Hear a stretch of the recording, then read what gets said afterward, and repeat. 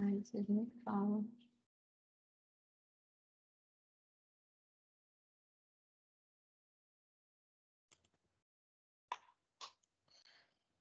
Vocês Tá estão vendo? certinho.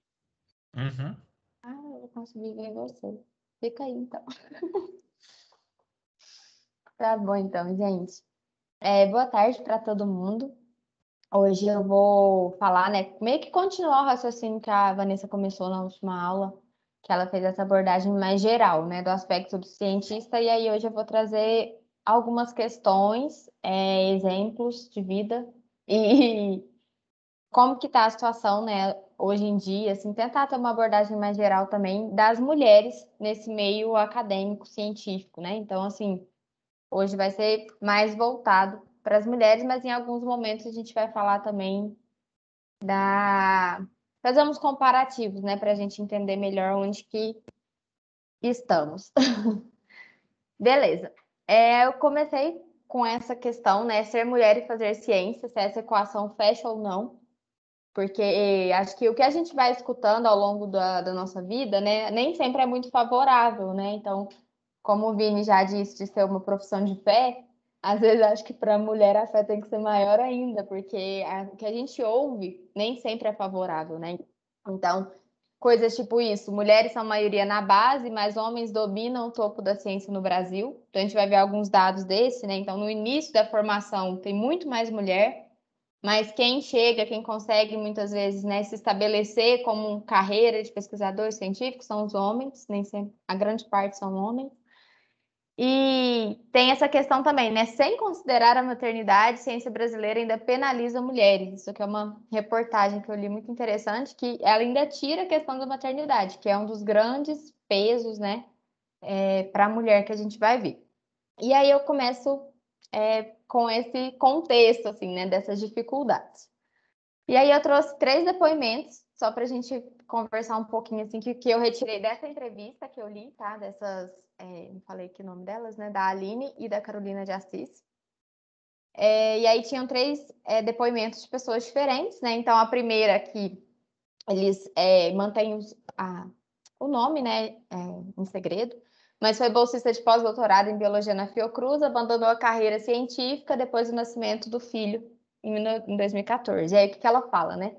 Tive bastante problemas com os homens do meu laboratório, principalmente com os de funções equivalentes. A competição era exagerada, enfrentei deboches e, de certa forma, assédio moral. Desde a gravidez, isso foi constante. Um dia, quando estava grávida, faltei porque tive um sangramento. Um colega postou uma notícia no grupo do laboratório de que gravidez não é doença, falando de mulheres que continuam normalmente suas atividades durante a gestação. Opa, desculpa. Ah. Ainda grávida, tentei vaga na creche da Fiocruz, mas havia uma lista de espera imensa e eu, como bolsista, não tinha prioridade alguma. Tentei trabalhar como dava nos últimos 6 meses de bolsa, com bebê, e resolvi abandonar a carreira. Então é um depoimento triste, né? Eu acho assim, porque às vezes a pessoa, que nem fala, né, já tinha uma função equivalente, já tinha conseguido alcançar um certo lugar na sua carreira, assim, né? Bolsista de pós-doutorado já, só que ainda enfrenta esse tipo de situação. Aí esse outro já tem o nome da pessoa, ela se identificou, antropóloga e professora adjunta da Universidade de Brasília, também teve uma filha que nasceu em 2011. Ela fala: eu tinha acabado de assumir o cargo de professora e pesquisadora na UNB e 3 meses depois eu descobri que estava grávida. Foi um misto de alegria e desespero. A principal reação foi minha mesmo, porque fiquei com muita vergonha e medo do que as pessoas iam achar em relação ao fato de eu ter assumido há pouquíssimo tempo, né, o cargo de professora e estar grávida, o que significava que eu ia estar de licença em um futuro próximo. Não há acolhimento, apoio, conversas estruturadas em nível institucional. A UNB não tem creche para professores, não tem colégio de aplicação. E quando as mães acadêmicas voltam, não há um acompanhamento da instituição. E eu estou falando de um lugar de privilégio, porque ainda existem mulheres mães estudantes que não têm nada. Não há política pública voltada para isso, né? Então, que é outra realidade. Nesse caso, a Fiocruz ainda tinha uma creche, apesar de não ter vaga. No caso, a UNB nem tem uma creche, né? Então, a mulher tem que se virar mesmo aqui, quando ela volta, né, da sua licença. E, por fim, esse último, No dia em que eu fui para a maternidade, eu estava submetendo um artigo. E depois de um tempo, eu estava respondendo os revisores desse artigo. A pessoa acabou de dar à luz, né? Não tinha como parar. Nem consigo imaginar como seria voltar ao trabalho sem a creche da Fiocruz. Eu confio muito na creche, eu deixo meu filho lá e volto a ser eu mesma. E isso, junto com o apoio do meu marido, que é cientista também, ajudou para que não tenha tido um intervalo na minha carreira. Então, que já é uma condição, uma situação boa, né? Que essa Verônica, também de pós-doc, na Fiocruz, cadê? E no laboratório de Hanseníase, né? Seu filho nasceu em 2013.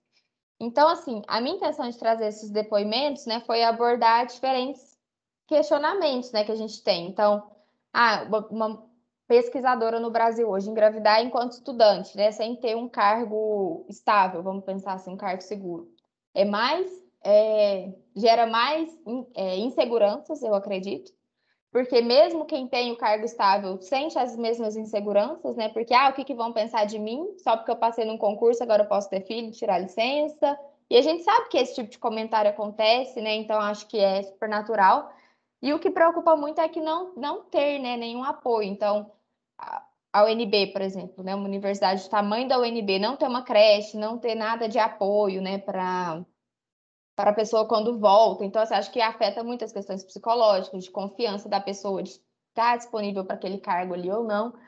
E por fim, eu achei legal esse aqui de trazer, porque muitas vezes acontece, né, de pesquisadoras terem relacionamentos com pesquisadores, porque querendo ou não, convivem no mesmo meio, essas pessoas se conhecem, convivem e acabam, né, tendo casais de pesquisadores, né? Mesmo que não seja casais heteronormativos, mas acontece muito, né? Os casais entre pesquisadores. E aí eu acho que vale a pena, né, a gente pensar, porque facilitaria um pouco a comunicação, porque a pessoa vive aquela realidade. Então ela entende o que é uma demanda, né, porque muitas vezes a demanda para o pesquisador não é física, né? Ela é mental, é o cansaço mental, o esgotamento mental. Então, quando há essa divisão de tarefas, essa divisão no cuidado de filhos e tudo mais, eu acredito que facilita muito o processo para os dois lados, né? E aí ela destaca que ela não teve um intervalo na carreira, que a gente vai ver que é o grande gargalo, eu acho, das mulheres na ciência, é esse intervalo na carreira, tá? Beleza. E aí eu trouxe alguns dados do Parenting Science, que é um site que tem várias informações legais, assim, eu me perdi lá dentro, porque tem muitos documentos e coisas muito legais, tá? E aí aqui mostra a maternidade versus a produtividade científica, né? Então, a taxa de publicação antes e depois da maternidade numa pesquisa que foi feita por eles. Então, aqui estaria o ano de nascimento do filho. Então, de maneira geral, o que mostra, né? Que quando a mulher está quase no auge da sua carreira, meio que coincide com o momento que ela tem um filho. E aí depois tem uma queda, né, brusca na produtividade, algumas retomam, conseguem retomar, outras desistem, né, nesse intervalo aqui. E aí é legal a gente ver essa questão da idade, então, né? Então, quando a gente pensa que mulheres em idade e liderança, tá? Dentro dos grupos de pesquisa. Então, quando a gente pensa em quantidade, né, de gêneros dentro dos grupos de pesquisa, a gente quase que por todas as idades tem um predomínio de mulheres dentro do grupo de pesquisa, principalmente, né, na idade mais aqui em torno de 25 anos.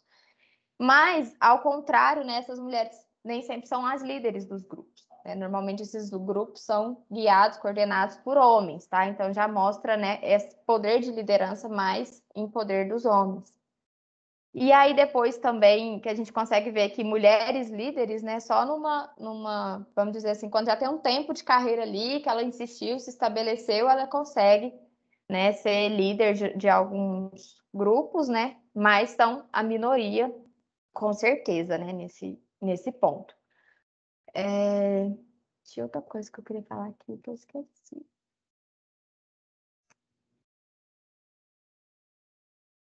É só assim que é um detalhe, né, mas que de 25 até 35 vai caindo, né, o número de mulheres dentro do grupo de pesquisas e vai aumentando o número de homens.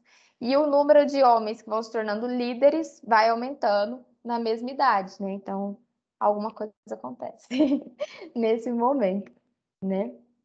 E aqui, bolsa de produtividade, né? Para quem não sabe, gente, as agências, né, têm determinadas bolsas específicas, além de mestrado, doutorado, essas coisas.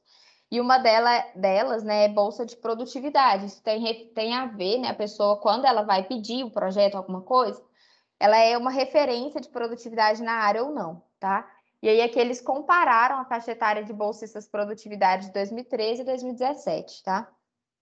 E aí a gente vê que é disparado, né, a quantidade de homens que têm bolsa produtividade em relação a mulheres, tá? Principalmente aqui no começo, eu acho que a diferença é bem discrepante, né, no começo da carreira.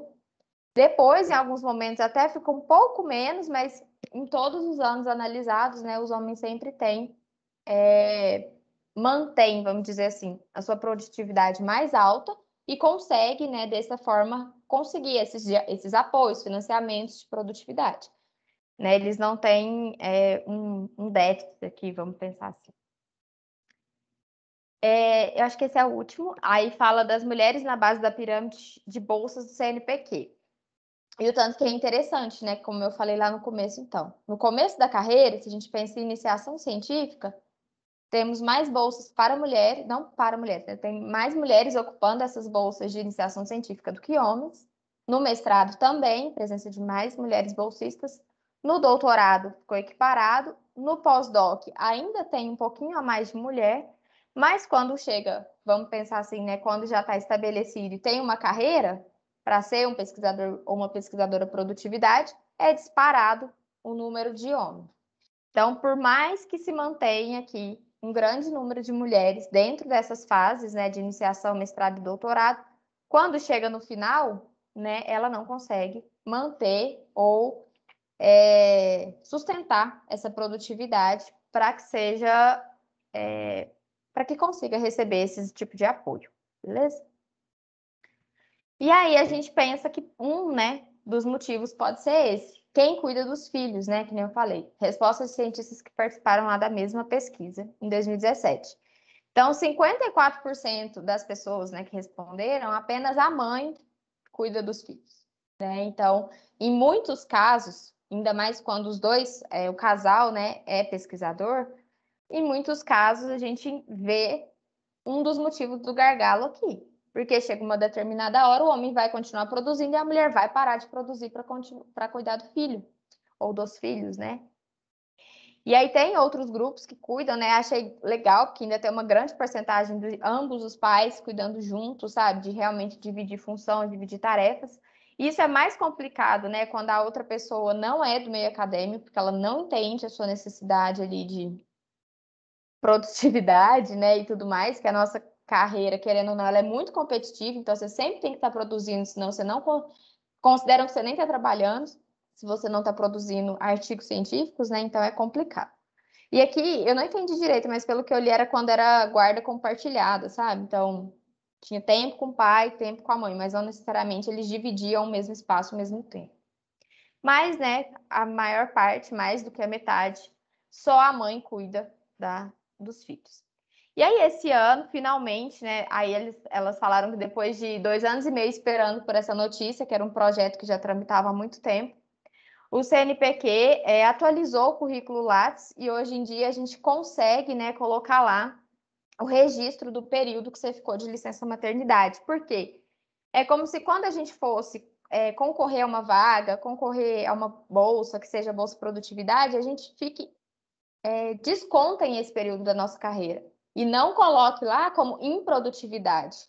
Porque não é que a pessoa estava improdutiva, ela estava focada em outra coisa, ela estava de licença. Então, assim, hoje em dia vai conseguir colocar isso, porque por muitas vezes as mulheres ficam prejudicadas em concursos, em aplicações de bolsa, porque elas têm um período sem produtividade e aí a nota delas vai lá para baixo, tá? Não tem às vezes não tem uma constante ali, né? Então agora vai ter esse registro e as pessoas, os concursos, tudo mais, pode levar em consideração, né, esse registro agora, ficar real oficial lá e não só desconsiderar esse período, né, da vida da mulher. E aí eu pergunto, né? Quantas mulheres cientistas você conhece, né?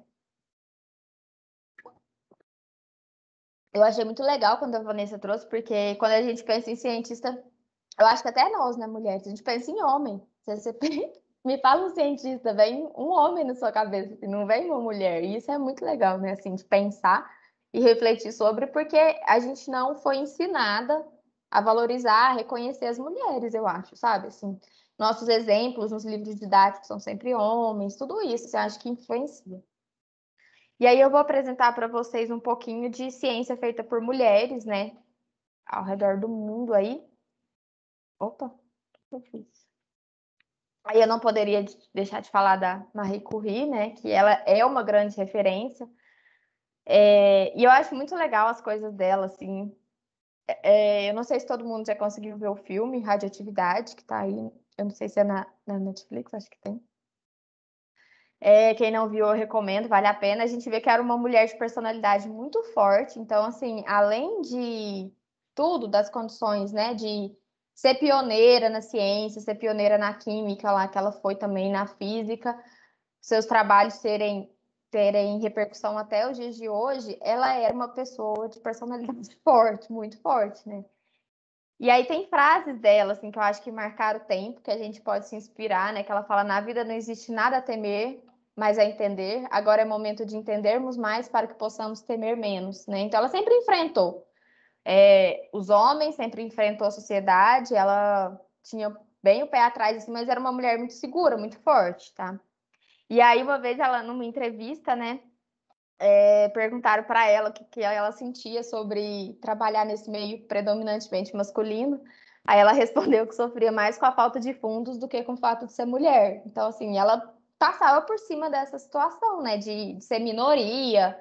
E no filme retrata muito bem isso, assim, achei muito legal. Ela, por diversas vezes, é preterida, né, ela não tem recursos, as pessoas não acreditam no que ela está fazendo, e aí ela tem menos recurso ainda, né?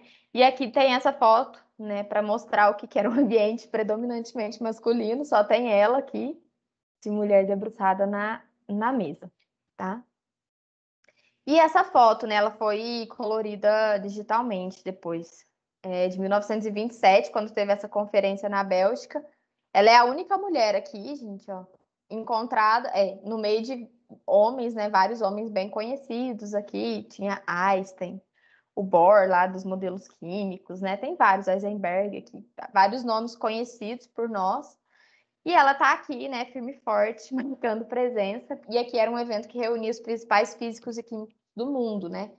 Então, assim, ela nunca quis receber nada, até no filme mostra uma situação dessa, de que, por você ser, tipo, mulher, ela, não, eu não quero. Eu quero conseguir o cargo pela minha competência, não por eu ser mulher, não por outra coisa, né? Mas eu sou tão competente quanto. E ela sempre bateu muito forte nisso. E ela foi uma mulher de personalidade tão forte, né, gente, que ela passou isso adiante, tá? Aqui eu não falei, né? Ela teve duas filhas durante seus estudos, né? E mostra que ela ia grávida mesmo para o laboratório, lembrando que ela trabalhava com radioatividade, mas na época não se tinha noção disso, né? Então ela ficou exposta a essas radioatividades por muito tempo, durante a gestação também, teve problemas na gestação por causa disso. E aí ela foi um grande exemplo para as filhas, né? Uma das filhas dela continuou a carreira de cientista, então assim, acho que se viu, né? Se espelhou na mãe. Ela se casou com um cientista também, que na época não era muito bem visto pelos outros homens, porque ele tinha ideias irreverentes, né? E acho que até por isso ela se interessou por ele. E os dois tinham uma relação muito boa mesmo, assim, de companheirismo nas produtividades e tudo. Mostra, né, alguns momentos, por exemplo, quando eles ganharam o Nobel, ela estava grávida, passando mal, ela não foi ele que foi receber o prêmio, e o prêmio era em nome dela. Gera esses questionamentos, assim, né? Porque o homem que recebeu o prêmio, nesse, assim, eu não sei, né, com total segurança, mas o que retrata é que ela concordou dele ir por ela não estar numa situação de saúde muito boa, tá? Mas por ela, ninguém ia lá. Não era importante receber o prêmio, mas ele quis, né? E ele se sentia vaidoso em ir lá receber o prêmio em nome dos dois. Então, teve todas essas situações. E aí, a filha dela, gente, não sei se todo mundo sabe, também ganhou o Nobel de Química, né? A Irene. O nome dela não fica correndo, no final ela vai ter aqui na frente, eu esqueci. Que ela também se casa com um cientista, continua na mesma área, assim, continua os estudos da mãe e ganha o Nobel de Química. E aí é parecido com a imagem da mãe, né? Então, numa cerimônia de entrega de prêmio só tem homens e ela aqui, a filha da Marie Curie. Essa é a Irene, né? E é Frederic, é o esposo dela. Eles também tiveram filhos, que também seguiram na carreira. A Helene é uma renomada física nuclear e o Pierre é biólogo. Eu acho que eles são vivos ainda. São franceses, né? E o Pierre trabalha com bioquímica. E aqui uma coisa que eu achei legal é de retratar. Então, assim, eles eram muito nesse sentido que a gente tem no nosso laboratório até hoje, né? De ser, como faz que essa palavra? Colaborativo, tá? Então, eu vi nas coisas deles que sempre destaca que eles tinham esse desejo de fazer ciência aberta, sabe? Não ficar patenteando as coisas, deixar as coisas abertas para que as pessoas estudassem. Só que quando o Hitler tomou o poder, eles esconderam todas as pesquisas sobre fissão nuclear, né, em um cofre, até que a guerra acabasse, para evitar que caísse na mão dos alemães. Então, assim, do mesmo jeito que a Vanessa explicou, né, que teve uma evasão ali daquela região na época dos nazistas, né, porque muitos cientistas ficaram em situações vulneráveis, eles tiveram, né, esse cuidado, porque na época da Marie Curie até que não, eles não tinham tanta noção do que aqueles feitos iam gerar no futuro, né, a consequência das descobertas. Aqui já se tinha mais noção de arma nuclear e dessas coisas, então eles esconderam as pesquisas, e eu achei isso muito legal, assim, de engolir a vaidade, né, porque eles tinham aquilo ali, e ela falou, não, para essa pessoa, a gente não vai entregar isso, porque a gente sabe que a consequência vai ser ruim. Então, assim, pessoas muito firmes, eu acho, sabe? De opiniões muito fortes. E aí tem esse livro, né, que foi escrito por Ildete e Lígia, Pioneiras da Ciência no Brasil, que elas resgatam várias mulheres da história do Brasil, mas com essa mensagem, né, de que as meninas precisam ter exemplos, né? Então, acho muito legal, é de 2006, a primeira edição. E aí elas pegam muito nesse ponto, né, de que a gente precisa ter referência na vida, né? A gente precisa olhar e falar, eu quero ser assim quando eu crescer. E para as mulheres muitas vezes não tinha isso, né? Não... Às vezes a gente queria a vida de um homem e aí soava estranho, né, para os pais e tudo mais. E aí eu trouxe algumas aqui para destacar, não só nas ciências biológicas, né, de forma geral, assim. Teve essa mulher, Alice Pfeiffer, uma grande historiadora brasileira, autora de uma das primeiras pesquisas acadêmicas na área de história econômica do Brasil, tá? A gente foi perseguida durante a ditadura militar, ficou fora do país, só na anistia ela voltou. Né? Ela tem livros muito revolucionários, assim, em aspectos econômicos e que criticavam muito a forma com que o Brasil se desenvolveu desde a colônia, sabe? Então, né, muita gente não gostava das ideias dela. Tem também a Carolina, essa Martucelli, também uma mulher de muita referência na área da psicologia. Ela que conseguiu garantir e regulamentar a profissão de psicólogo no Brasil, tá? Então, ela tem uma importância muito grande, né, dentro dessa área. Elza Furtado Gomide, tá? Cientista matemática brasileira. Ela começou aqui a carreira se formando em física pela USP. Depois descobriu o gosto pela matemática, foi a primeira mulher a concluir um doutorado em matemática, né? E aí ela é grande referência para mulheres na matemática, assim, tem umas... eu falo porque eu tenho uma tia que é professora de matemática na UNB, e ela sempre fala que eles, quando tem os mês da mulher, coisa da mulher, sempre trazer, né? Porque é um meio dominado por homens mesmo, ciências exatas. Então elas gostam bastante de exaltar essas mulheres que abriram portas, né? Essa Joana, que eu não sei falar esse nome, é agrônoma, muito importante essa mulher, gente. Ela é bem influente na agronomia no Brasil, ela é reconhecida mundialmente, com trabalhos do Proálcool, com cana, com várias coisas também. Ela era muito da pegada sustentável, assim, de querer mudar a forma de fazer as coisas. Então, ela é referência para vários estudos, era, né? Ainda é, mas já falecida, mas os seus estudos e sua vivência também na área marcou muito a história da agronomia no Brasil.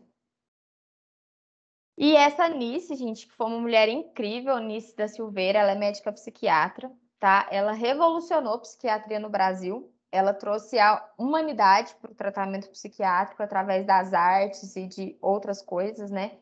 Então, tem algumas frases dela: é necessário se espantar e se indignar e se contagiar, só assim é possível mudar da realidade. Né? A palavra que mais gosto é liberdade, gosto do som dessa palavra. E assim, ela era essa carinha aqui, ó, dos vídeos que eu consegui ver dela, as coisas que eu vi. Não se curem além da conta, gente curada demais é gente chata. Então, ela tinha muito, assim, uma outra visão, sabe, do que é ser, do que é ter sanidade mental, o que é a loucura. E até então, gente, os tratamentos psiquiátricos no começo eram quase métodos de tortura, né? Ou a pessoa era completamente isolada, ou ela levava choque, ou lobotomia, enfim, eram muito agressivas as técnicas, né? As pessoas não entendiam o que era aquilo. E ela não, ela veio para revolucionar isso e propor coisas diferentes, coisas lúdicas, atividades com música, com arte, e revolucionou mesmo a psiquiatria. E aí tem esse filme aqui que eu me lembrei, que é em homenagem a ela, chama Nisso, Coração da Loucura, tá? Que é um filme brasileiro, ganhou aí alguns prêmios, que conta a história dela, assim, eu vi só o trailer, fiquei curiosa, não consegui assistir ainda, mas é muito bem criticado, assim, esse filme, então fica a dica aí para quem quiser ver.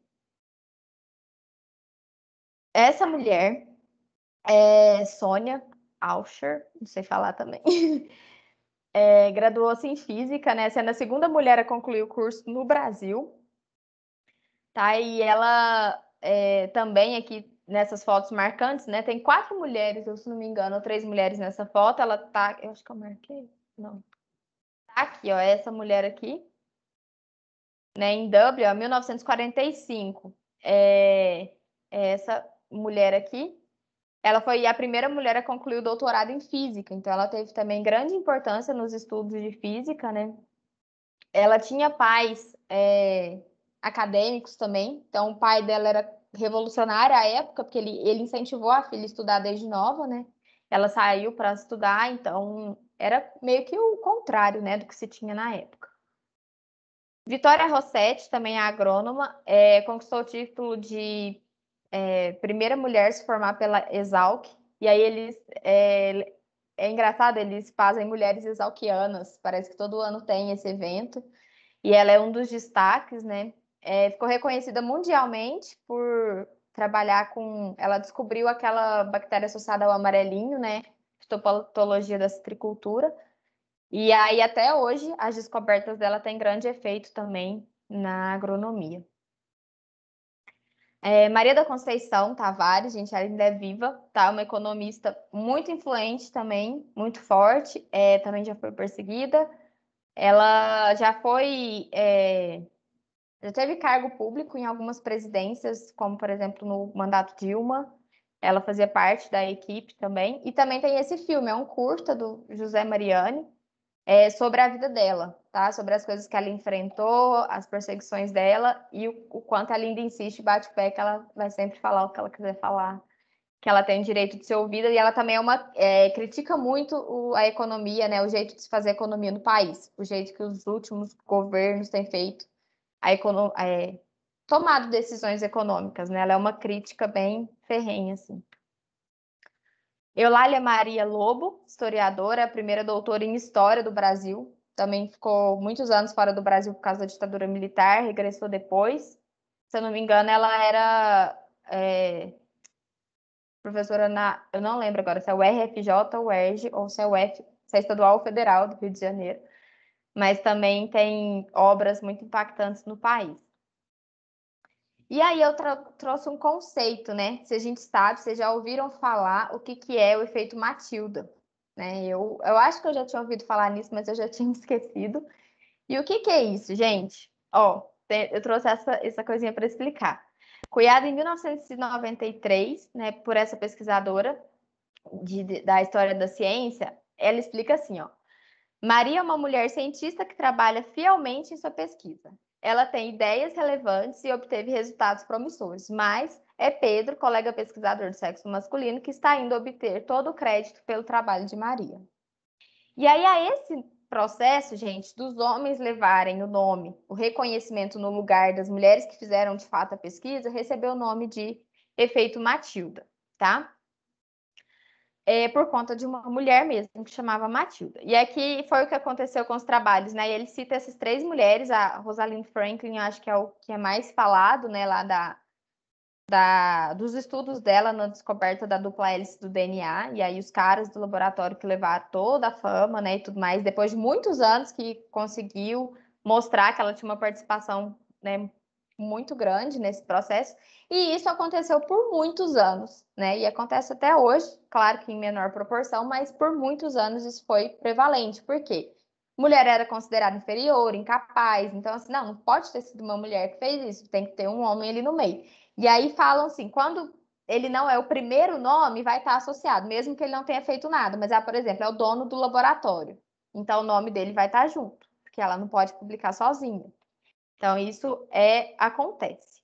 E aí, tem uma mulher que escreveu esse livro, gente, essa Angela Saini, ela destaca 5 vezes em que grandes mulheres da ciência tiveram suas conquistas silenciadas. O nome do livro é esse, Inferior ao Caralho. E aí ela retrata, né? Então, resgata a história de mulheres que foram silenciadas. Eu não entrei muito em detalhes aqui, só vou citar. Né? Tem essa Mary Ann, que é a dama dos fósseis, é considerada uma das primeiras paleontólogas e foi silenciada também. Ela tem várias e várias descobertas que hoje são cruciais para o desenvolvimento da paleontologia, para o entendimento das coisas. E ela não era citada por muitos anos. Aí tem esse filme em homenagem a ela também. O pai dela parece que era paleontólogo e ela cresceu nesse meio e ela fez grandes descobertas desde muito nova. Ela era muito jovem em suas primeiras descobertas, então ela era silenciada total, porque além de mulher, ela era muito jovem. Trotula de Salerno, né, considerada a primeira ginecologista, tá? Então, na época, não aceitavam também, né? Era mais vinculada à bruxaria, a rituais ocultos, do que a ciência de fato que ela fazia. Essa Cecília, ela tem importância grande, né, na descoberta da constituição das estrelas, também só foi ser reconhecida depois. Marguerite Loaf, sobre metabolismo e virologia também, por muitos anos foi silenciada. E a descoberta dos pulsares por essa mulher aqui, Jocelyn Bell Burnell. Tá? Então, aí esse livro retrata e ele vai aprofundar. Eu não quis trazer aqui para não tomar muito tempo essas 5 histórias, né? Porque às vezes a gente se apega, teve a Rosalind Franklin, mas isso aconteceu com várias pessoas em várias áreas, tá? Do conhecimento. E aí, quando a gente pensa na biologia em si, né? Trazendo para a biologia, a gente tem grandes nomes também, tá? Histórias muito legais, né? Tem a história da Berta Luz, né? Que é bióloga, sufragista e ativista feminina. Então, foi uma mulher muito à frente do seu tempo, né? Uma bióloga resistente, vamos dizer assim. Aí eu trouxe uma frase dela, né? Recusar à mulher a igualdade de direito em virtude de sexo é denegar justiça à metade da população. Então, assim, ela teve uma voz muito ativa na sua época, né? Ela participou, então, do movimento sufragista e tem uma voz, né? E referências feministas muito forte sua vida toda, assim. É uma mulher bem marcante mesmo pro seu tempo. A Graziela Maciel Barroso, que tem uma história de vida bem difícil também, pelo que eu li, ela casou muito jovem, com 16 anos, foi impedida de estudar. Ela voltou a estudar aos 30 anos, que pelo que eu entendi, ela largou do marido. Com 30 anos, então ela volta a estudar, vai fazer estágio no Jardim Botânico do Rio de Janeiro. E aí, aos 47 anos, ela consegue ingressar no curso, então ela estuda.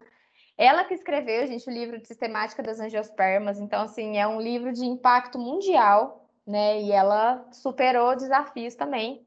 E essa é uma frase dela que eu achei muito legal, né? Ela fez da botânica minha religião e do jardim botânico minha igreja. Porque eu fico pensando, nessa época, com certeza, ela foi muito criticada, né? Se uma mulher abdica, né, da família, do marido, né, desse papel social para ser cientista, para trabalhar com plantas, né, com certeza não foi bem vista à época. Então, ela enfrentou tudo isso e tem feitos, assim, que nos acrescentam até hoje. Gracinha, essa Graciela. Essa Ruth, que com nome difícil também, médica formada pela USP, tá? Ela iniciou a sua área, né? Começou na parasitologia e ela é referência mundial, gente, hoje no tratamento de doença de Chagas. né, aqui em 1998, foi condecorada com a Ordem Nacional do Mérito Científico. Então, são épocas em que as mulheres já começam a ganhar prêmios, destaques, né, aqui no Brasil, tá? Então, chegou a fazer pós-doutorado, né, na França, e aí ela tem papel crucial lá no desenvolvimento das vacinas para malária também, tá? E nas doenças de Chagas. Então, uma pesquisadora referência aí para essas áreas. Marta Vanucci, né, ela morreu esse ano, gente, com 99 anos. Uma bióloga professora, ela era especialista em manguezais, tá? Então, ela foi uma das precursoras da oceanografia no Brasil. Também muito influente nessa área, muito ligada a projetos de sustentabilidade, conservação de áreas litorâneas, né? Igual eu não conhecia essa mulher, creio que pode ser mais citada em cursos no litoral, né? Quando tem mais a biologia marinha e tudo mais. Mas ela também foi membro titular da Academia Brasileira de Ciências, era uma mulher bem influente também. E essa aqui, que ainda é viva, eu achei muito legal trazer, porque ela desenvolve trabalho com o Zika vírus, tá? E ela recebeu nomeação da revista Nature como uma das 10 cientistas mais importantes em 2016, e aqui depois da Time como 100 pessoas mais influentes em 2017. Então, assim, eu penso que para uma brasileira chegar nesse ponto, assim, de ser reconhecida mundialmente, deve ser muito bom. E aí era uma fala dela, essa aqui, né? Creio que devemos olhar com bastante cuidado sobre a equidade de gênero. Não é apenas uma questão de tempo e lugar. Para que ocorra a paridade de gênero, é preciso sim de mudanças de práticas institucionais. Né? Então ela fala que é como se é muito mais embaixo, né, o buraco. Não é só a gente falar, discutir, igualdade e tudo mais, né? Se não mexer na estrutura institucional, isso dificilmente vai mudar, né? Ela é viva até hoje, tem aí por volta dos seus 70 anos, tá? E trabalha até hoje. E aí eu penso pra gente, né? E hoje, né? Quem somos? Porque além de ter esse referencial masculino muito forte, quando a gente pensa nas mulheres, nossos referenciais são velhos, né? São mulheres velhas ou mulheres já falecidas, né? A gente não tem assim. Você tem uma inspiração jovem da sua idade? Você fala, nossa, aquela pessoa ali me inspira e ela é da mesma década que você, né? E aí eu quis trazer alguns exemplos jovens para nos inspirarem também. Então tem essa Juliana da Voglio, gente. Essa pessoa nasceu em 2001, tá? Já é a década de geração 2000. Ela tem apenas 20 anos e foi a primeira jovem brasileira a ser selecionada a acompanhar a cerimônia de entrega de Nobel, tá? Ela foi vencedora no ensino médio, tá? Desse prêmio aqui, que é da Sociedade Brasileira para o Progresso da Ciência. Eu queria ter colocado aqui, esqueci, mas ela desenvolveu um bioplástico, tá? Já no ensino médio. Ela fez essa proeza, ganhou vários prêmios, foi reconhecida, e ela é um destaque, é uma referência já, ela quer continuar na carreira, né? Atualmente continua seus estudos. Se eu não me engano, ela faz química, não tenho certeza. Mas foi uma das pessoas mais novas, né, a ser convidada para participar da cerimônia de entrega do Prêmio Nobel. Marcele Soares Santos também, considerada uma das melhores cientistas da atualidade. Isso aqui foi numa entrevista nos Estados Unidos. Ela tem quase 40 anos, né? E ela estuda sobre a expansão acelerada do universo, tá? Hoje ela é professora nos Estados Unidos, próxima a Chicago, e sua pesquisa foca nas características de ondas gravitacionais e de energia escura. Então, também saiu aqui do Brasil, fez mestrado no Brasil, doutorado lá e conseguiu se estabelecer nos Estados Unidos e é referência mundial hoje para essa área, né? E é uma mulher preta, que eu vou falar disso daqui a pouco também, que além de ser difícil, né, para as mulheres, para elas eram mais, pode ter certeza, e hoje elas estão ocupando esses lugares de destaque. Outro muito legal, né, tem por volta dos 35 anos aí, Gabriela Barreto Lemos, ela evolucionou a física com a fotografia quântica há 4 anos em Viena, no prédio que foi ocupado por Marie Curie, né, e publicou esse estudo na Nature. Então ela saiu daqui, ela é mineira de Belo Horizonte, fez doutorado lá nesse instituto de ótica quântica e na Áustria, que é uma das instituições científicas mais respeitadas do mundo, tá, gente? E aí ela fez essa que é uma proeza, né, que até então ninguém nunca tinha feito, né, que registrou as imagens de um objeto que nunca viu luz. Eu tentei entender isso aqui, mas confesso que é meio complexo para mim. Mas a sombra, né, que a imagem que a câmera conseguiu é de um objeto que nunca recebeu luz diretamente. Tá? Então, o feixe de luz, ó, que foi detectado pela nossa câmera, nunca atingiu a figura do gato, mas era um irmão gêmeo do feixe que passou por ele, explica a pesquisadora. Isso provou com resultados práticos que partículas que não têm nenhuma conexão física podem compartilhar informação, como se conversassem telepaticamente. Isso é surreal para mim. Eu li e falei, tô entendendo nada. Mas, enfim, é uma brasileira também jovem, tá? Que está se destacando muito, né, nesse âmbito da física quântica. E eu achei muito legal as coisas que ela tem feito. Ela também continua suas pesquisas lá na Áustria. A Tabata, gente, acho que algumas pessoas podem conhecer mais, né? Porque ela é uma figura pública. Nasceu em 1993 também, então não tem nem 30 anos ainda. Ela é astrofísica e cientista política por Harvard. Aí você fala, nossa, né? Gente, ela foi bolsista em Harvard. Ela entrou lá porque ela ganhou prêmios, aqui eu mostrei nessa fotinha, várias Olimpíadas de Ciências e Matemática, várias, né, ao longo da sua vida. Foi estudante de escola pública a vida toda e conquistou, né, essa vaga, então, para estudar em Harvard. E aí, com 25 anos, ela foi eleita como deputada federal mais jovem da história do Brasil, tá? Ela está, né, atualmente no cargo.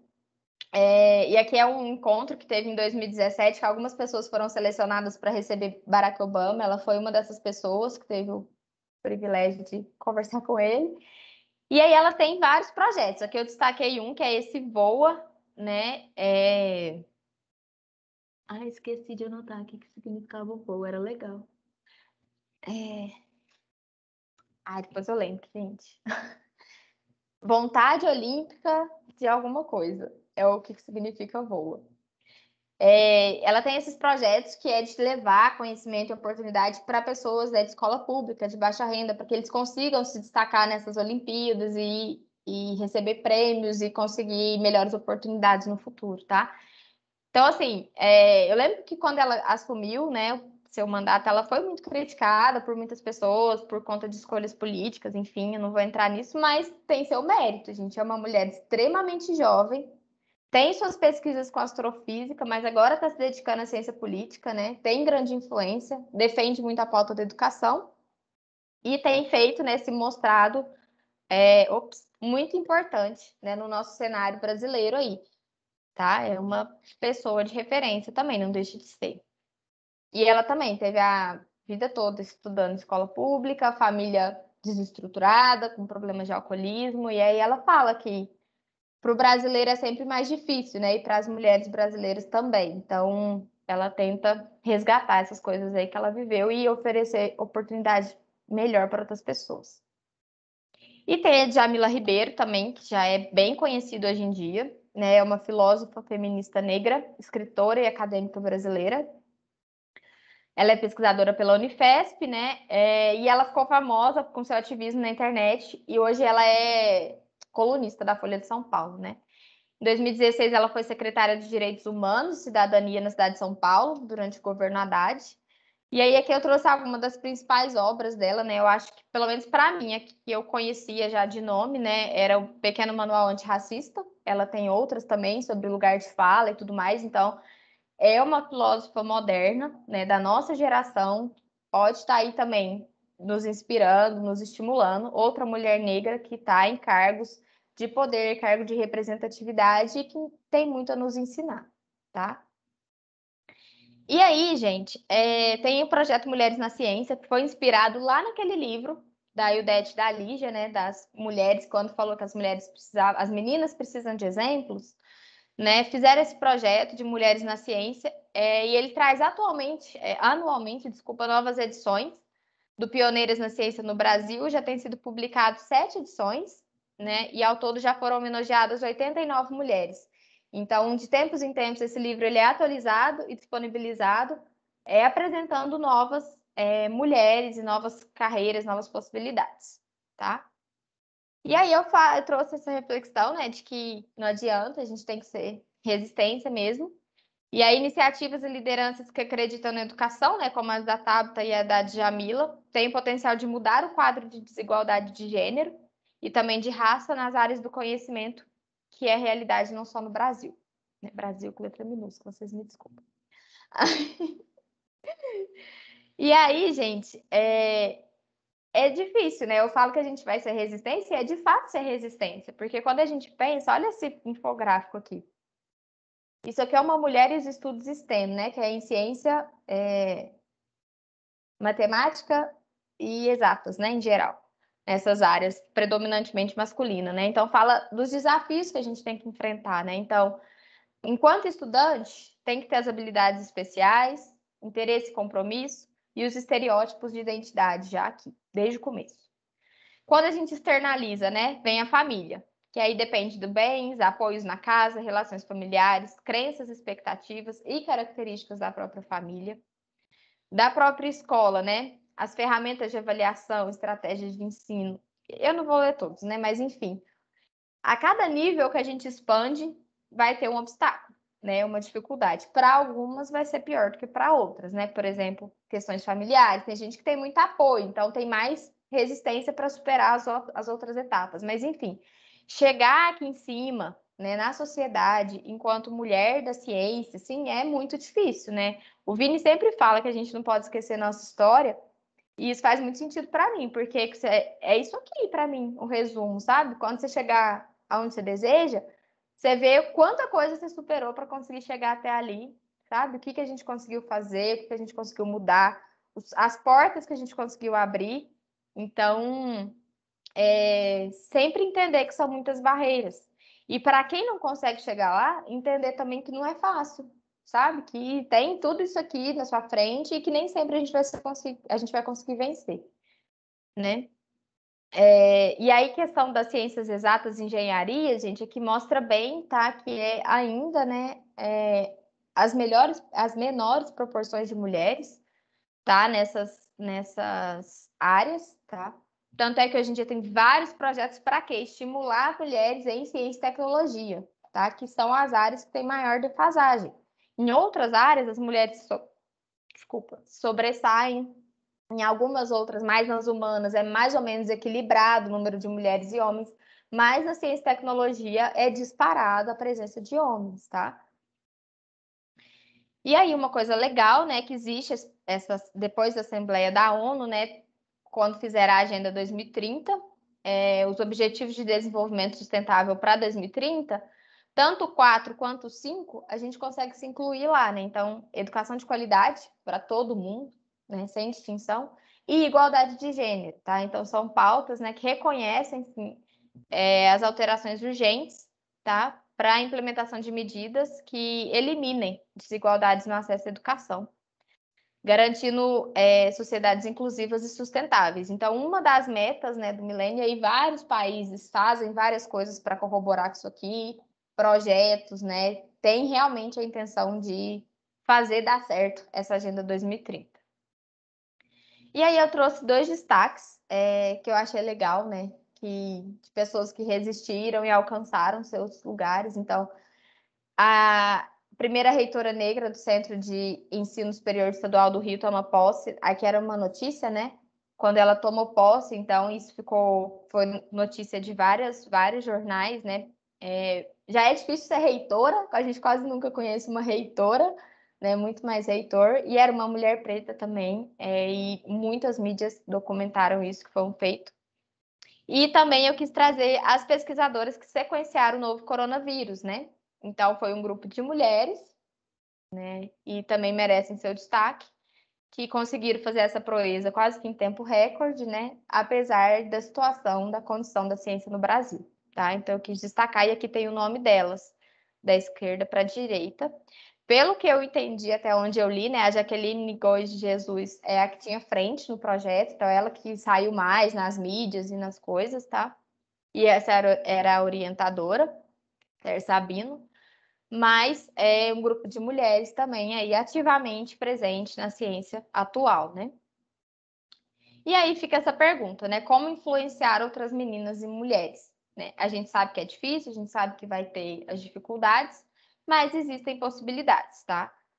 Trouxe esse exemplo aqui, que é da Federal do Rio Grande do Sul, né? Que tem esse projeto Meninas na Ciência.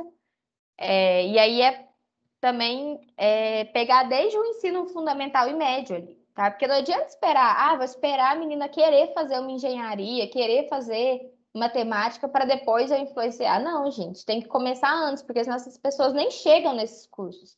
Esses cursos não vão ser nem opção de carreira para essas pessoas. Porque elas acham que são carreiras masculinas e tudo mais. Então, elas começam desde o ensino básico, com capacitação, oficinas, trazem esses estudantes para o interior da universidade, tá? Então, tem aulas de robótica, aulas de várias coisas para estimular, né, para elas conseguirem se reconhecer. E aí, as aulas são dadas por mulheres, para elas se inspirarem também. Então, é um exemplo muito legal. Tem esse site da Rede Brasileira de Mulheres na Ciência, que vira e volta e meia e está oferecendo também workshops, oficinas, capacitações, tanto para jovens que querem saber mais, como para gente que já está inserido e quer oferecer oportunidades para outras mulheres e meninas também. Eu trouxe alguns prints aqui de algumas redes sociais que têm feito uma divulgação científica muito interessante nesse sentido, né? Um delas é o Parent Size, que é daqueles gráficos que eu trouxe, né, Tec, tem o intuito de levantar a discussão sobre o impacto de filhos na carreira científica de mulheres e homens, então é de maneira geral mesmo, e eles levantam questionamentos muito legais. Também tem palestras e debates muito interessantes.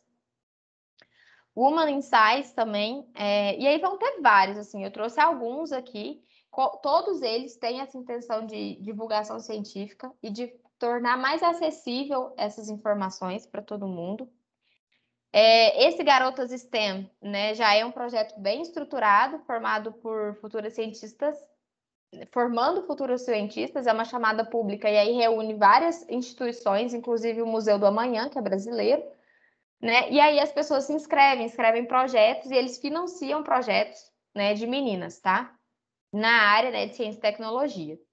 Então já foram selecionadas aqui 12 propostas brasileiras que recebem auxílio, né? E aí tem auxílio tanto de recurso financeiro como de treinamento para o ensino inclusivo de gênero nas áreas das ciências, tá? Então é um projeto bem estruturado e bem completo já esse. Hoje em dia a gente tem vários meios, né? Então, por exemplo, podcast, tá? Tem esse podcast Cientistas do Brasil que você precisa conhecer. Esse é de forma geral, fala tanto de homens como de mulheres, e cada episódio ele destaca a carreira e a vida de um cientista, que é muito legal. Tem essa mulher, essa Lígia Moreiras, que ela tem um site já hoje, tem canal, Instagram, tudo, é Cientista que Virou Mãe, tá? É muito legal a página dela, ela traz muita coisa interessante. Como, por exemplo, esse texto, né? O preço do trabalho feito por uma mulher. Então, ela traz as consequências psicológicas, afetivas de uma mulher cuidar da criança ao mesmo tempo que trabalha, né? O quanto tem sido prejudicial isso nesse momento de pandemia. Aqui da UFA eu encontrei esse, achei muito legal, chama Quiminas, que é um projeto feito por mulheres da química, tá? Que despertar o interesse das meninas na carreira científica, então elas também estão atuando em atividades de ensino básico para atrair mulheres para a carreira de cientista. Eu não sabia que existia isso aqui na UFA. Aí eu vi esse, Mulheres na Ciência, lá da UFPR também. Tem o Mulheres na Ciência geral, né, que já tem um alcance muito legal e eles trazem várias coisas, contam histórias sobre as mulheres também. Então, assim, a gente está com o tempo ganhando espaço, né? Eu acho que é uma questão de tempo mesmo, porque a gente já entendeu que a gente é capaz, a gente já sabe quais são os caminhos, né? A questão é resistir, eu acredito, sabe? Enfrentar as barreiras, superar os desafios, né? Claro que com apoio é muito melhor, mas, né, se é o seu sonho, se é o que você quer, se é o que você acredita, a gente tem que correr atrás até onde for possível, eu acho, sabe? E nunca abrir mão do seu espaço de fala. Então, sempre que você tiver a oportunidade de falar, fale. Espaço de influenciar, influencie. Porque eu acho que é assim que a gente vai conseguir superar, tá? E aí tem muita coisa, né? Muita coisa para ler na internet. seja sobre a maternidade, que eu acho que é um dos pontos que pega muito, né? Manual para a sobrevivência de mulheres na ciência. Então, assim, tem muita coisa hoje, tá? Eu fiquei até um pouco perdida, assim, do que eu trazia e o que eu não trazia, porque tem muito conteúdo para a gente ler, para a gente aprender, para a gente se inspirar. Aí eu destaquei esses, né, que foram os que eu citei aqui, as mulheres que eu citei, então, principalmente nesse livro, das pioneiras da ciência no Brasil. Isso aqui é sobre a síndrome Matilde, né, aqueles casos. Tem outras coisas também nesse livro. E aqui é para a gente contar para criança, né? Então, vou ler um livro para criança. Desde pequeno, a gente conseguir. Ai, o que aconteceu? Acho que só voltou aí, tá em modo. Saiu do modo de apresentação. Oxe. Ai. Aí, voltou. 50 mulheres que mudaram o mundo, né? É uma escrita fácil, isso aqui para ser para criança. Então, desde pequena, começar a. Eu tava vendo os comentários aqui, que agora que eu. Começar a ter, né, essas referências, a estimular e tudo mais. E querendo ou não, a gente pensa que não, mas a gente acaba sendo referência, né? Que nem o Vini falou. Quantas pessoas não fizeram biologia porque tinha um professor legal de biologia na escola, né? E aí eu fui uma dessas pessoas. Minha professora de biologia era muito legal. Falava, nossa, eu quero ser assim, sabe? Eu achava ela super legal. E aí eu acho que vem nesse papel. Então, quando tiver oportunidade de falar, de ler essas coisas, né, para meninas e adolescentes, façam. E aí eu termino com essa fotinha. Olha eu, emocionada. Peraí que eu vou engolir. Com essa mensagem, né? Seja uma mulher que levanta outras mulheres. E aqui eu trouxe o nosso grupinho, né? Que aqui tem eu, a Vanessa e a Jéssica, que também vai dar aula semana que vem. Essa aqui é a Meire, que era pós-doc aqui, e a Monize também faz doutorado com a gente. E eu vejo tanto que isso é importante hoje, sabe? De quando uma tá mal, outra tá bem, quando outra tá bem, ajudar a outra, e assim vai. Então, assim, se tiver oportunidade, seja uma mulher que levanta outras mulheres, que aí eu acho que a gente vai conseguir vencer, tá? Na ciência um pouco, de forma um pouco mais leve, talvez, quem sabe, né? E eu espero que a nossa geração já tenha melhores oportunidades, e a geração futura cada vez mais. E é isso que eu queria trazer para vocês hoje.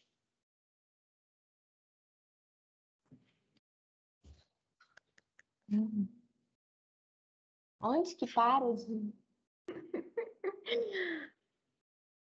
Arrasou, amiga. Para de Bom, apresentar? Lilian. Aqui, achei.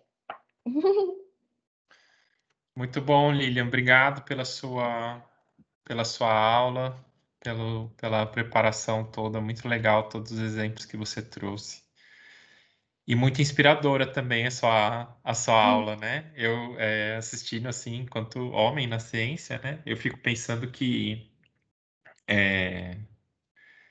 esse é um dever para qualquer pessoa que sonha numa sociedade mais justa, né? Independente se é homem ou se é mulher. Então, o tema é tão importante, né? Sim. Eu tinha começado a preparar aula com outro viés, assim, meio que mostrando o quanto elas sofreram, mas aí eu quis mudar, sabe? Eu falei, não, a gente já sabe o tanto que é difícil, o tanto que elas sofreram, então eu falei, não, vou mostrar os exemplos que deram certo, de inspirar mesmo, porque. E a gente sabe que muitas dessas mulheres, né, que se destacaram, que nem a própria Graziela, né, provavelmente tiveram que abandonar a família, abandonar marido. A gente tem exemplos aqui na UF de professoras assim também, que contavam isso em sala de aula, falando, ó, chegou numa época que meu marido me impôs, ou eu era esposa ou eu era cientista, né? Eu tô aqui. E ela falava assim, eu tô aqui, né? Porque eu não sou doida. E aí ela, né, claro, continuou lá sua vocação, né? Ela falou, isso aqui que eu sei fazer, isso aqui que eu gosto de fazer, e continuou, assim. Devia até ter colocado ela, que eu gosto muito dela, ela se aposentou, eu nem sei, é a professora Bonetti da genética. É uma mulher muito forte também, assim, resistindo aí, tem uma idade avançada já, tá presente lá na UF todo dia, batendo o ponto dela lá. E ela contava isso pra gente na graduação, sabe? Eu falava, nossa, deve ser difícil você tá lá casada e receber essa meio que intimação, né? Ou você é esposa, ou você é cientista. Isso não existe, não tinha que existir essa pergunta, né? E ela fala, é sofrido? É, eu abri mão de ter um marido, de ter um casamento, fui muito julgada, a família inteira, né, te critica por isso. E muitas mulheres eu vejo que abrem mão da maternidade, às vezes tinham esses sonhos, né, e acabam desistindo, sabe? Ou desiste do sonho da profissão para ser mãe, porque não consegue os dois, porque faz sozinha. Então, assim, acho que são questões que vale a pena refletir, né? Não tem como fingir que não acontece, falar, quando chegar eu vou ver o que que eu faço. Eu acho que é pior. Então, se você puder, né, já ir pensando nisso de pouco, compartilhando com as pessoas, sabe? Acho que é muito importante a gente ter apoio entre nós mulheres, né? Não desconsiderando, igual acho que com o Vini a gente tem um bom exemplo, assim, todas as alunas da pós do Vini são mulheres, tá, gente, atualmente. É verdade. E a gente tem uma relação de apoio muito legal com o Vini, muito legal mesmo. Só que tem questões que são muito, muito íntimas de mulher, sabe? E a gente se sente muito mais apoiada conversando com uma mulher do que com um homem. Não é Não é? discriminando. É, isso é muito legal. Então, a Meire, que estava aí no centro da foto, né? Eu acho que em algum momento a Meire foi exemplo, referência para cada uma daquela foto ali, porque ela é uma mulher muito forte também, assim, com uma opinião muito forte de tudo. Eu até mandei essa fotinha para ela ontem, falando, ó, gente, como eu terminei a minha aula, ela ficou toda feliz, emocionada. Ela tá nesse estágio, né, que ela é mãe agora, tá vivendo a maternidade, então, assim, e ela falou, Lili, o que me ajudou foi eu ir construindo consciência do que eu queria, para quando eu queria, o que eu ia fazer. Porque a gente sabe que vai ter as consequências, né, mas se a gente já tá mais amparada, eu acho que é mais fácil o processo, né, até para você mesmo, assim, então a questão de ter ou não ter companheiro, se você vai querer ou não vai querer, companheira, não sei, né? Tanto faz. Mas, e como você vai querer viver com isso, sabe? Eu acho que minha intenção foi essa, de fazer a gente pensar desde sempre, né, mulheres, que a carreira, eu acho, para mim, vale a pena sim, é uma profissão sim, mas que a gente tem que saber onde a gente está pisando, né? E com quem a gente vai lidar. Enquanto a gente puder escolher com quem a gente trabalha, a gente escolher também, né? Não ficar se metendo em enroscada em instituições e laboratórios que a gente sabe que são tradicionalmente machistas. Eu acho que não tem por que se desgastar. Tem outras possibilidades, né?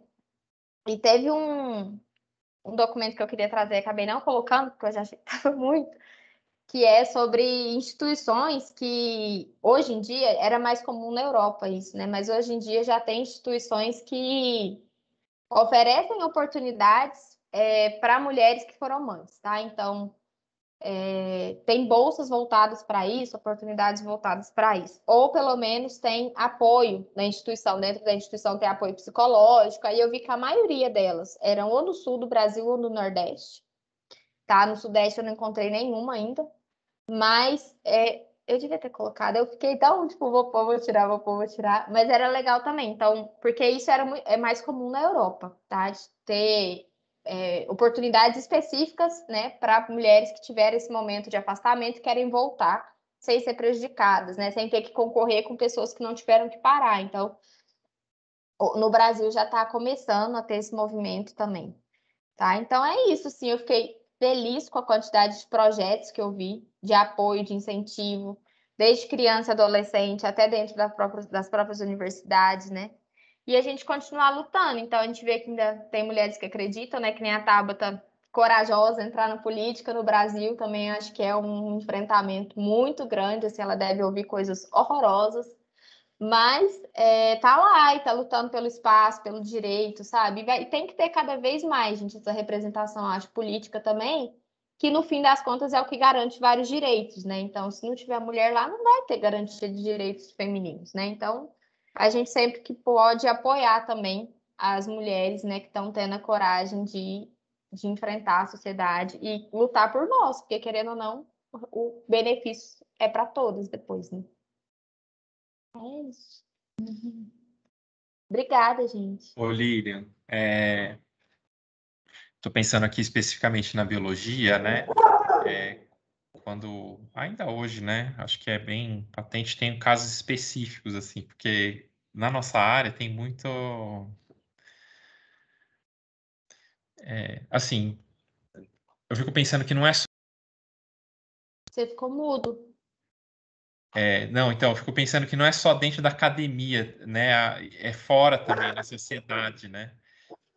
Então, eu fico imaginando como que é lidar assim com essa pressão interna e externa, porque interna você tem toda essa questão de não ter representatividade, de não ter cargos de liderança ocupados por mulheres. E externamente, você tem toda a expectativa do que é ser mulher na sociedade.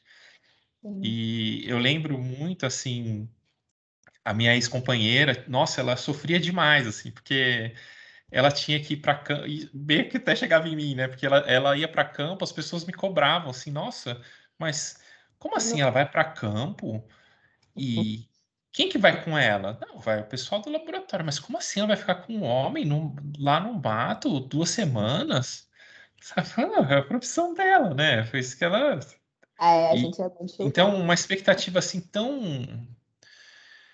tão distante da nossa realidade, né? A cobrança social, né? É tão distante da nossa vida profissional, assim. Eu fico imaginando que é como se fosse um sanduíche de terror, sabe? Nossa, é terrível mesmo. E eu acho que em todas as situações, Vini, sempre tem que nem assim, de ir sozinha, de fazer sozinha, que não é só lá na publicação, de publicação é resultado, mas todo fazer ciência, toda vez que a mulher tá sozinha, ela é questionada em tudo que faz, sabe?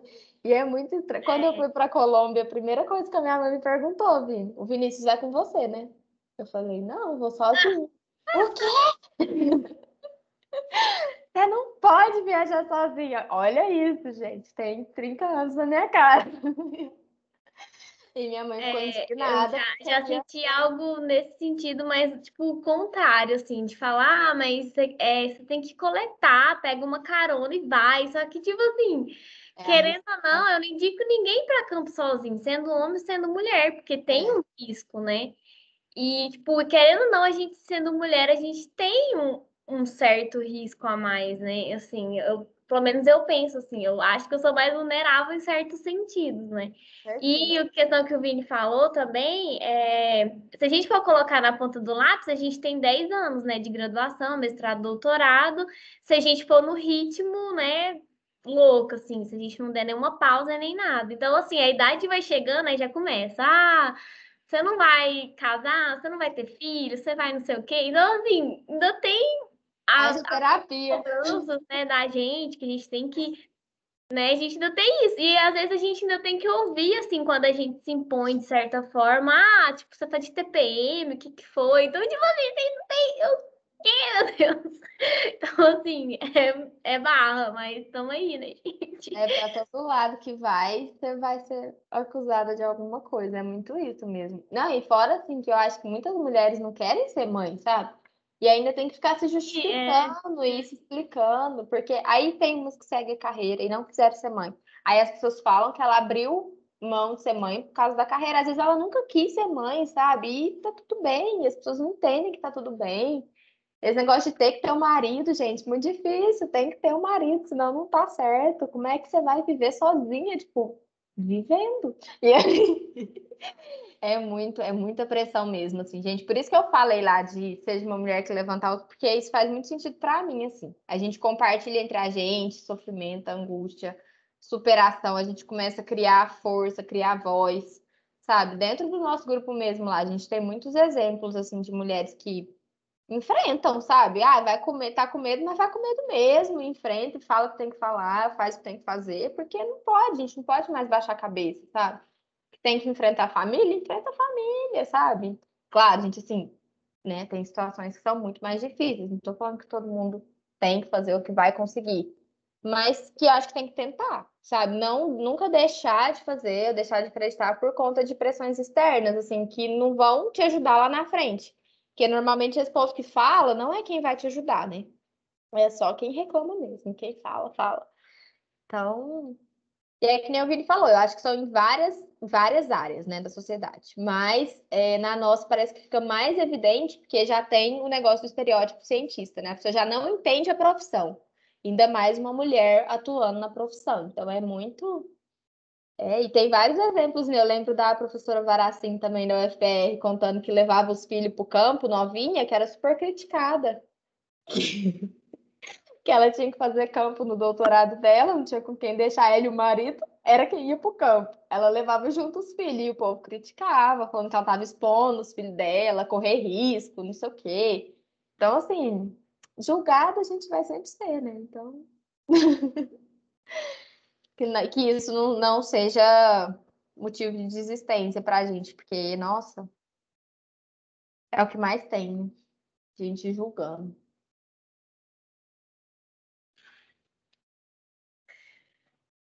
Pois é, e aí eu fiquei pensando também naqueles gráficos que você mostrou, né? As mulheres, por exemplo, na pós-graduação, a maioria dos momentos é a maioria, né? Então, assim, tem mais mulheres nos cargos, mas quando chega lá na parte da profissão, né, já não é a mesma coisa, né? Somente em cargos de liderança e tal. Então, assim, alguma coisa acontece, né? Tanto Eu pela acho. vida, né? Ou as mulheres, por conta de maternidade, outras coisas, acabam desistindo, ou por questão de afinidade, ou por oportunidades, né? Enfim, alguma coisa tá acontecendo aí, né?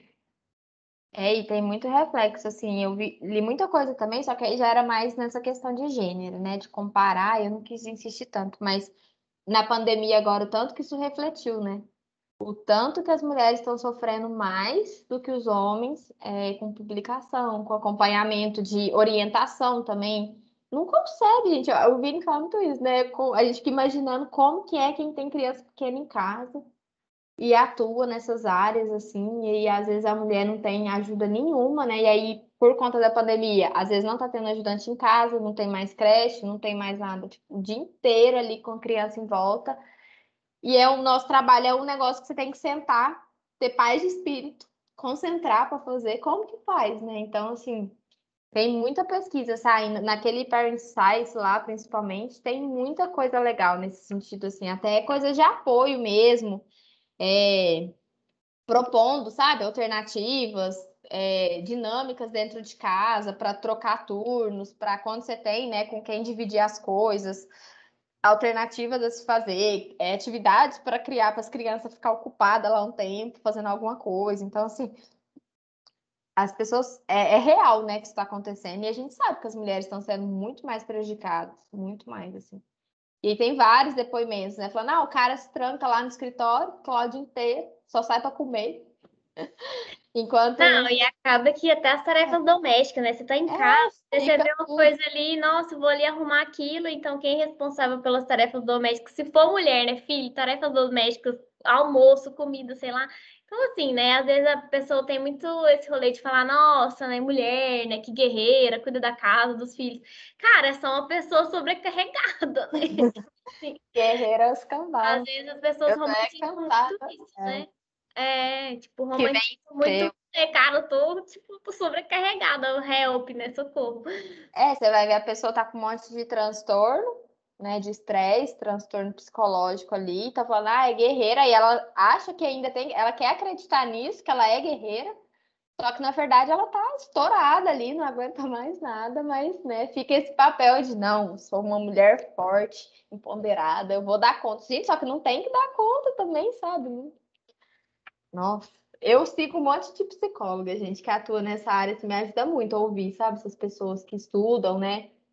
E de ensinar isso também, que a gente não tem que nada, não tem que dar conta de nada, né? A gente faz o que está ao nosso alcance, assim. Tem uma até que fala, gente, se sua casa tá de cabeça para baixo, deixa a casa de cabeça para baixo, entendeu?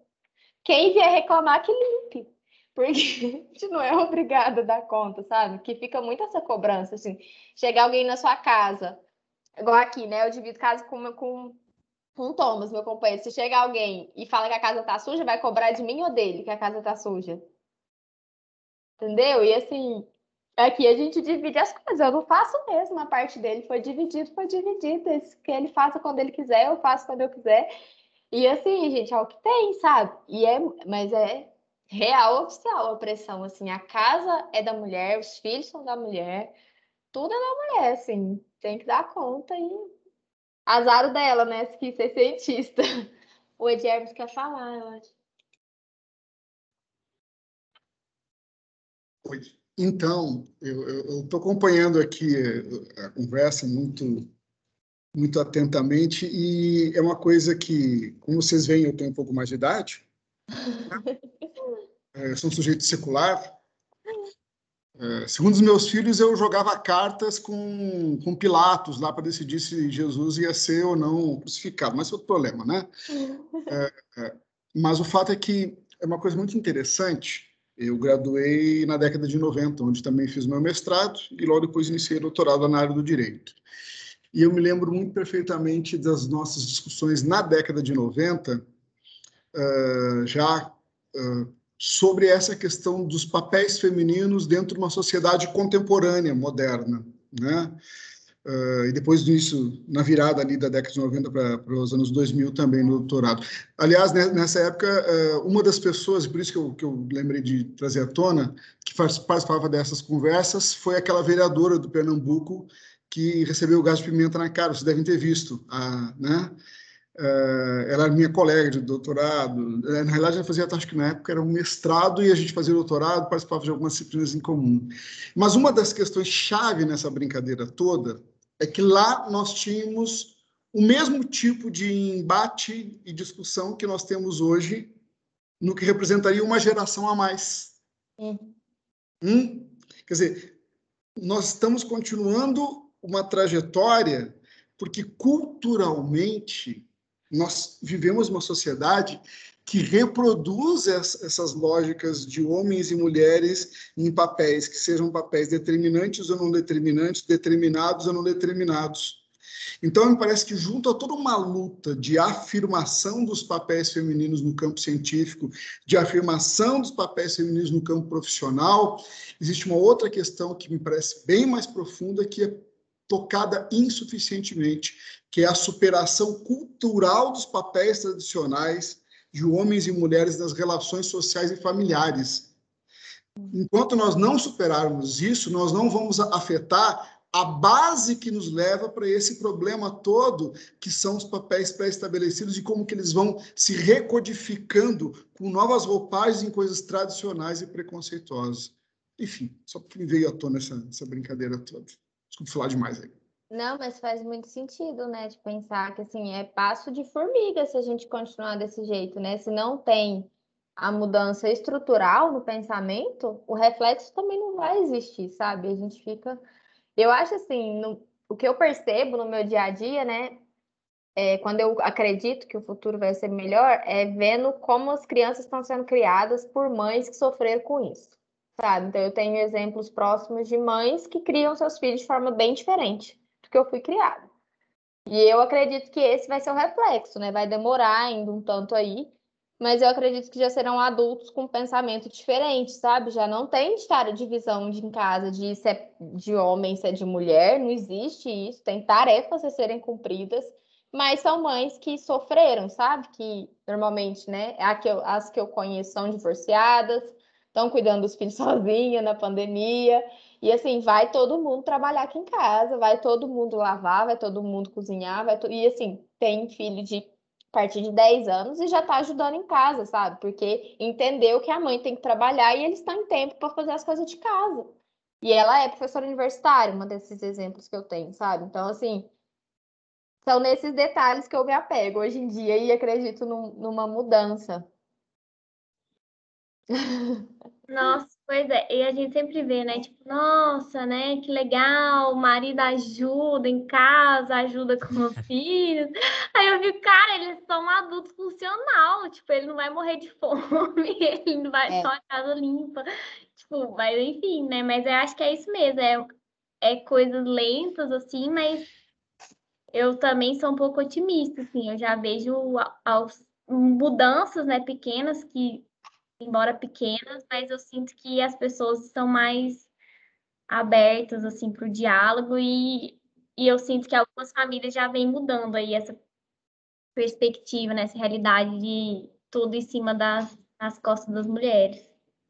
Embora bem pequeno, mas enfim. Eu acho que na expressão da sociedade vai ser pequeno isso ainda, né? Porque a grande maioria, inclusive, não tem essa questão do trabalho que nem a gente trabalha, né? Então, elas não Por exemplo, ainda tem, né, profissões muito femininas, profissões muito masculinas, e aí eu acho que quem está vivendo nessas condições ainda vai ser mais difícil, porque a pessoa se sente bem ali com aquilo, né? Agora, no nosso meio, eu espero realmente que isso melhore, assim, pelo menos pra gente, sabe? Igual nossa, eu escuto muita coisa desnecessária da minha família, assim, de forma geral. E eu já pretendo, eu tenho consciência hoje de não reproduzir isso pra frente, sabe? Vai parar em mim, vou ser a última pessoa a escutar isso, eu não vou replicar, sabe? E eu acho que é isso que vai mudar aos poucos, assim. E é em todos os lugares mesmo, gente. Eu tô lembrando aqui do episódio quando eu me formei no governo Lula-Dilma, né? As oportunidades eram outras, né? E em certa feita eu fui para um congresso na Noruega. E a Noruega é um dos países mais igualitários que existem, né? No mundo. E assim, olha eu, né? Era da pós-graduação, então já vivia numa bolha, assim, né? Já em, em certos pensamentos, né? Mas, então eu lembro que aí eu cheguei, né, nessa cidade e na cidade de Oslo, né? E logo que eu cheguei, eu deixei minhas coisas no hotel e saí para conhecer. E aí eu fui num parque e tinha um rapaz com carrinho de bebê, andando com um carrinho de bebê no parque, assim, sozinho. E aí, tipo, eu olhava assim, falei, gente, ele tá com bebê, sabe?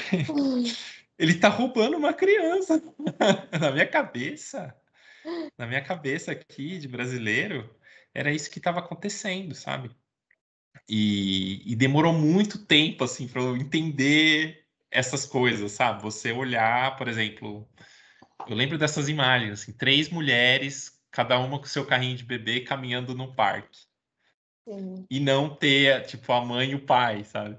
Uhum. E ver também homens, né, os pais carregando, tipo, 2 homens com um bebê no colo no metrô.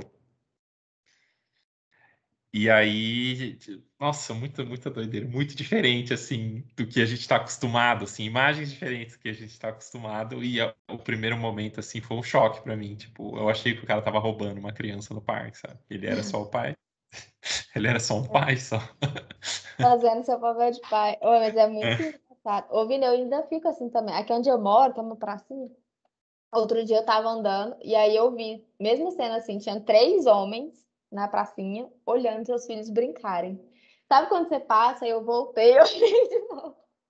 Olhei, e um, inclusive, tava com uma mesinha assim no colo e o computador. Ele tava trabalhando ali, que pelo que eu entendi, mas dando espaço pra criança brincar na pracinha, sabe? Que eram crianças bem pequenininhas. Mas eram 3, não tinha nenhuma mulher. E os 3, eu falei, nossa, essas mulheres estão livres, gente. Por minutos que sejam, elas estão podendo viver a vida delas, entendeu? Assim, isso é. Nossa, porque é o tempo todo, a grande maioria, né? Que a gente sempre vê mesmo, parque, essas coisas assim. A única cidade aqui que eu conheço no Brasil, né? Das que eu frequentava, na verdade. Que eu via isso e já eu ficava feliz era em Brasília. Que lá eu sempre via mais dividido, sabe? Já. Por diversas vezes via homem sozinho com as crianças. Diversas vezes. Agora aqui em Uberlândia era muito raro mesmo, assim, né? A gente não. É que nem você falou, e quando vem ainda estranha, né? Fala, cadê a mãe dessa criança? Mas é muito legal mesmo, assim. Tem que ir mudando, gente. Tem que acreditar que vai dar certo um dia, não é possível. Né? Se a gente não vive numa sociedade que pelo menos dentro da nossa casa a gente consiga viver coisas assim. Com certeza. Muito bom, Lilian. Obrigado de novo aí Eu que agradeço pela sua aula. a oportunidade. Parabéns. Achei muito Eu legal fazer vou. esse tema, Vini. Me deu espaço para ler muita coisa que eu tinha vontade de ler. Ah, que massa. Eu vou subir lá no canal também, ficar disponível. Eu tô pensando em. Eu vou ver se dá para subir lá no canal do NERP também. Fiquei pensando nisso, sabe? Que acho que seria legal a Uhum. aula de vocês. Mas massa, então, gente. Muito bom. Beleza. A gente fica por aqui. Vamos. A gente se encontra na semana que vem com a aula da Jéssica. E na semana que vem a gente já passa, então, a atividade lá do Explicando. Tá bom? Certinho. Espero que vocês tenham uma ótima semana aí. Obrigada. E até semana que vem. Tchau. Até. Tchau, tchau. Obrigada, gente, pela atenção.